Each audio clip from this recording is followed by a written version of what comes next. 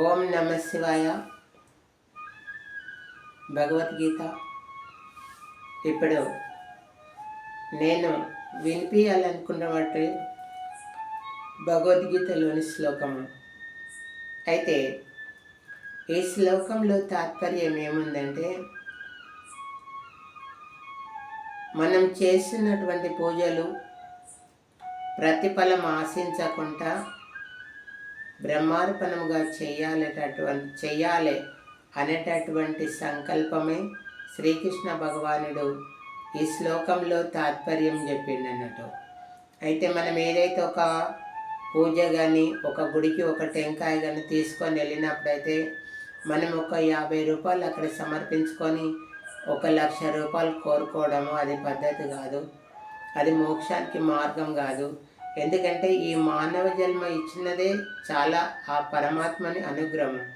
అన్ని జీవజంతులలో మానవ జన్మము మహా శ్రేష్టమైందని శ్రీకృష్ణ భగవాన్ చెప్పిండు. దుర్లభమైంది అంటే దొరకనిది. అటువంటి జన్మించినందుకు అన్ని పరమాత్మ మనకు సమర్పిస్తే మనము ఆయన ఇచ్చింది కాకుండా ఇంకా మనం కోరుకోవడమును అది నిష్ప్రయోజనమని ఈ శ్లోకంలోని తాత్పర్యం. బ్రహ్మణ్యాదాయ కర్మాణి సంగం త్యక్త్వా కరోతి యః లిప్యతేన స పాపేన పద్మపత్రమివాంబసా. ఎవడు ఫలాపేక్ష కాంక్షింపక బ్రహ్మార్పణగా కర్మను ఆచరించను అతడు తామరాకుకు నీటి బిందువులు అంటని రీతిగా పాపమును చిక్కబడడు.